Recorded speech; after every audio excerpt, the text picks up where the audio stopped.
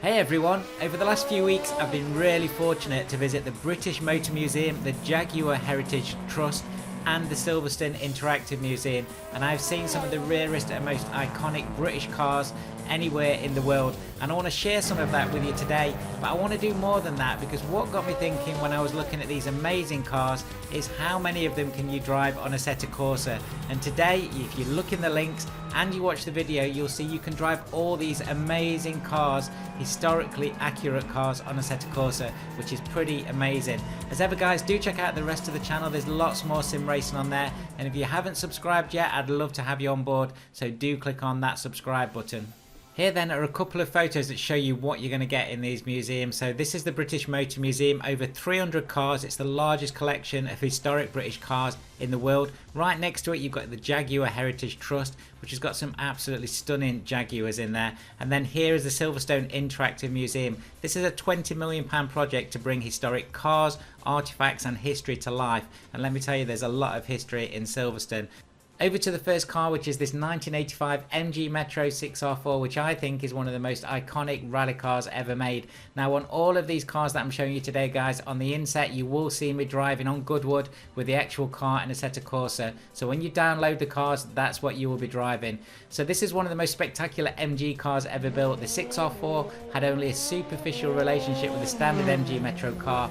It was developed by Austin Rover by Williams Grand Prix Engineering. The 6R4 stood for 6-cylinder rear engine 4-wheel drive, and of course the 6R4 was built to comply with the International Group B silhouette regulations for rally cars in the 80s, and it's fitted with a purpose-built V6. That's a 4 overhead cam 24 valve engine. This is mounted behind the seats, and of course it drives all 4 wheels, so that is 35% at the front and 65% at the rear. So together with Austin Rover's Motorsport and Works team, 200 6R4 Clubman cars were built to comply with the homologation requirements with a modest 250 brake horsepower. The full 6R4 Group B spec had 410 brake horsepower. So even in Clubman guys, from a standing start this would do 0 to 60 in 4.3 seconds. Sadly, after some really good success right at the beginning of its career, the 6R4 was cut short very quickly when all of the Group B changes were made actually in the mid-90s. But this is a fantastic car, and to see one in the flesh like this, it really made me do a double take. Next, over to something completely different. Yes, this is the Kunos version of the Audi R18 E-tron Quattro from 2014, but I actually stood in front of the real car, which was brilliant. This 2014 spec had a few upgrades from the 2013 R18. So it had blue laser beam backlights, it had yellow phosphor crystal lenses complementing the LED headlights. It had a revised V6 TDI engine with an electric turbochargers. It had upgrades to the flywheel accumulator system and an exhaust heat recovery system. The system captures the thermal energy from the exhaust and can add power to either the turbocharger or the flywheel actuator system. And of course this is called the Motor Generator Unit Heat, or MGU, and you can see that actually in the game. When I saw this next car in the Silverstone Museum, I literally stopped in my tracks. So this is the car that Nigel Mansell drove to first place in the 1992 British Grand Prix at Silverstone. This is the FW14B, and in the game we have the FW14. So this car perfected several features, including semi-automatic gearbox, traction control, a blown diffuser and active suspension. And this, coupled with the reliable and powerful Renault engine in 1992, made this car very hard to beat. Mansell actually won 9 out of 16 races in 1992 and secured the Drivers' Championships with 5 races remaining. This next car needs no introduction as well, and this is in the British Motor Museum. This is a 1981 DeLorean DMC12, and of course this is done in the Back to the Future style, which you can download and install on Assetto Corsa. So this car had lots of backing, and it's a very famous story now. So it had backing from US celebrities including Sammy Davis Jr. and Johnny Carson. DeLorean persuaded the British government to invest 100 million, which was a lot of money back then, into the new factory, which is built in development zone near Belfast in Northern Ireland. The car design itself was very exotic, so it incorporated characteristic gull-wing doors. The body was made of fiberglass covered in stainless steel panels, which gives it that very distinctive look, and underneath was a Lotus designed backbone chassis with a Renault V6 engine. The rest is history of what happened to DeLorean, but this is a really good recreation of that famous Back to the Future car.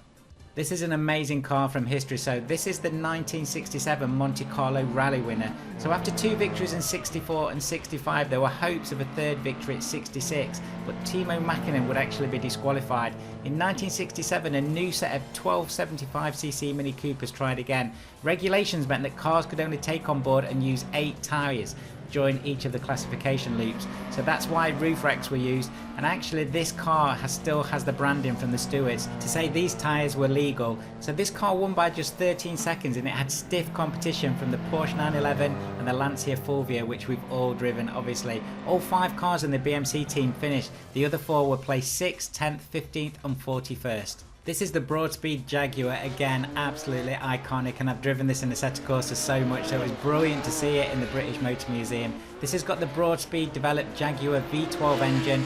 It was actually unveiled in 1976, and its first race was the Tourist Trophy race with Derek Bell at Silverstone in 1976. Unfortunately the drive shaft failed, and that really was very typical of what this car did. It was always spectacular, always fast, but lots of mechanical problems with it. But who cares, just look at it, and those exhausts coming out the sides, absolutely iconic. This is a brilliant car on Assetto Corsa, and it's part of a further pack. So again, remember guys, all the links to all of these cars are in the description below. This next car absolutely stopped me in my tracks again. So this is of course the XJ13. What a beautiful car. So this is from 1966, and this was built as a potential Le Mans contender. This unique XJ13 never competed in any race though. Its development was actually put behind the XJ6, and by the time the XJ13 was completed, it was already obsolete against the new cars from Ferrari and Ford, and of course that Porsche 917. Le Mans regulations were changing all the time too, so that meant that this car wouldn't have been able to race. The XJ13 shape was penned by Malcolm Sawyer, who had been responsible for the C-Type and the D-Type. We can't forget those of course. The 502 brake horsepower 5 litre V12 engine had massive potential, and in fact during testing in 1967 it lapped the mirrored test track at over 161 miles per hour, establishing a then lap record. There is of course a twist in this, and a lot of you already know this, but in 1971, having spent 4 years sitting undercover in the factory, it returned to Mirror to be filmed for the E-Type V12 launch with Norman Dewis at the wheel. A tyre punctured on the banking. The car was a write-off after rolling many times. The driver was luckily okay, and then this car was rebuilt, and this is the car that you can see in front of you now. Seeing this car in real life really made my day, and I think this is one of the most beautiful cars ever designed on the road. And I know a lot of you will have your own opinion, but look at it, it is beautiful. So this is the Jaguar XJ13, highlight of my weekend. Next up we have the Brabham BT20. So the BT24 is actually running on Assetto Corsa, and again the link in the description. But this is one of 2 Brabham BT20s that were built for the 1966 Formula 1 season. In that season Jack Brabham made Formula 1 history, becoming the only driver to win the F1 World Championship driving for his own team. That's a record that still stands to this day. For the first 7 races of the season he used a modified Brabham BT19, and for the last 2 races of the season he used the Brabham BT20. The car was raced again by Brabham at the beginning of the 1967 season, which included taking 2nd place at Silverstone in the non-championship international trophy. The car was then raced extensively in South Africa, and this car is beautiful to look at, as you can see here. Absolutely brilliant in game 2.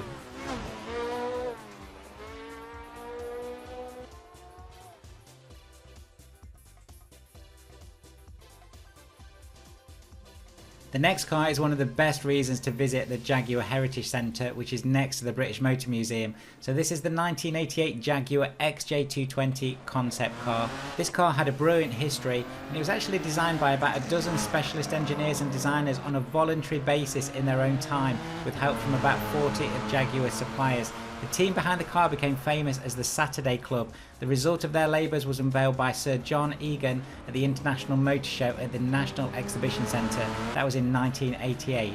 This car was never meant to be a production car, but after reviewing all of the interest after 1988, 281 of these XJ220 cars were actually delivered between 92 and 94. The production car was a little bit different from the concept, with a TWR V6 engine and rear wheel drive only, not 4-wheel drive, and originally sold at list price of £400,000. That's a lot of money back in those days. The top speed was about 213 miles per hour as measured in independent road tests, enough for the XJ220 to claim the title of the fastest production car in the world at that time. As well as all of these cars that I've showed you today, there were so many other iconic cars that I saw, and I would absolutely recommend that if any of you can ever get to the British Motor Museum or the Silverstone Interactive Museum, they are brilliant places to go. There is so much to see there, and also it's very reasonably priced to get in, and once you've gone in once, then you can actually go in all year round, which is brilliant. So I hope you've enjoyed seeing these iconic cars in the flesh. Literally a number of them stopped me in my tracks, and I was so lucky to be able to see them and touch some of these cars. As ever guys, thank you so much for watching, and thank you for all your continued support. Remember, all the links are in the description below. Do remember to check out the rest of the channel and give the video a thumbs up. It really helps me with YouTube.